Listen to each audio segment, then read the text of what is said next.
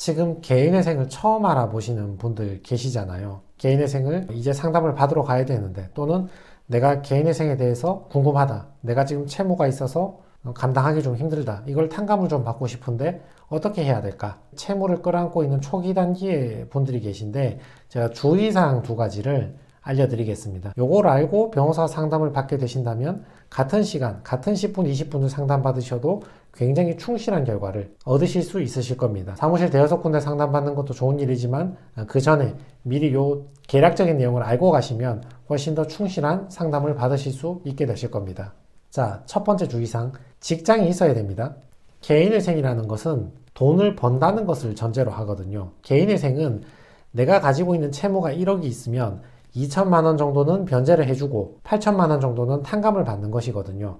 근데 2천만 원은 변제를 한다고 했잖아요. 그렇다면 내가 당연히 월급을 받든 개인 자영업을 하든 간에 돈을 번다는 걸 전제로 하는 것이죠. 그래야 이 2천은 변제를 할 거잖아요.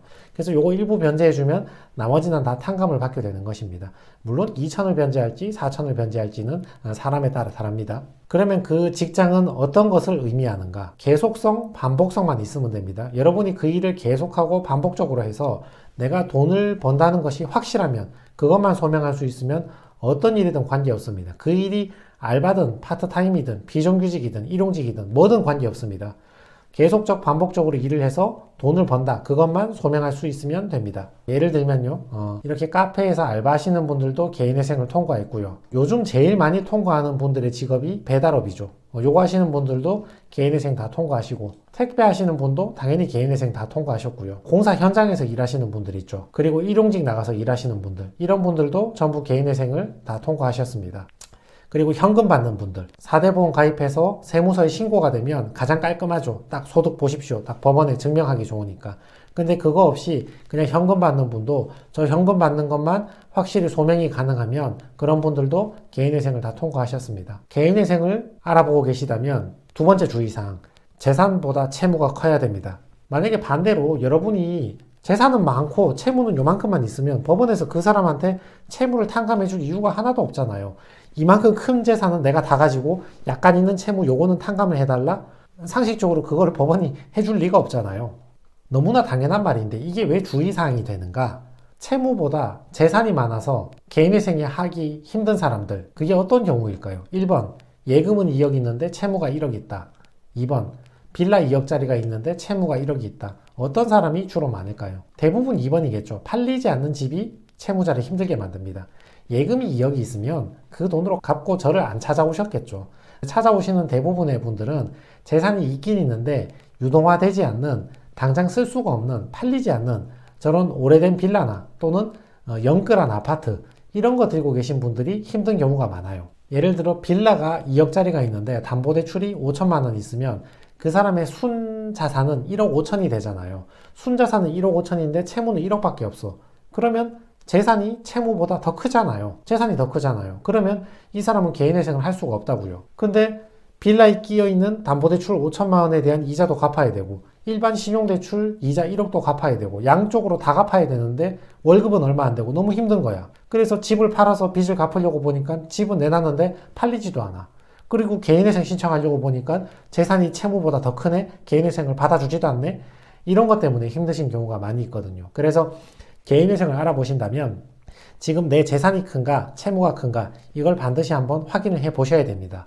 혹시 재산이 채무보다 더 크신 분이라면 추가 대출을 받든 그 집을 조금 더 저렴한 금매로 내놓든 아니면 재산 형성 경위를 파악해서 명의를 좀 바꾸든지 뭔가 다른 방법을 써야 됩니다. 그 상태로는 개인회생이 어려울 가능성이 높습니다. 이와 관련해서 개인회생에서 잘못된 정보 한 가지를 제가 오늘 정정해 드리고자 합니다. 그런 말 있죠. 개인회생 하려면 채무는 얼마 이상 있어야 됩니까? 이 금액 이하는 개인회생이 안 된다. 그런 말들이 있더라고요. 자, 1,000만 원 이하는 개인회생이 안 될까요? 자, 정답은 가능한 경우도 있습니다. 채무가 1,000만 원도 안 돼도 개인회생이 가능한 경우가 있습니다. 오늘 소개해 드릴 사건인데 20대 청년인데 학자금 대출로 3, 4천을 대출을 받았거든요. 갚는다고 갚았는데 그래도 1,000만 원 이하의 채무가 남아있던 사람이었습니다. 이분 보시면 개인회생 인가받은 건데 월급이 177만 원인데 월 평균 생계비 150만 원 빼고 월 변제금 20만 원 납부하는 걸로 35회 납부입니다. 원칙은 36회 3년 납부죠.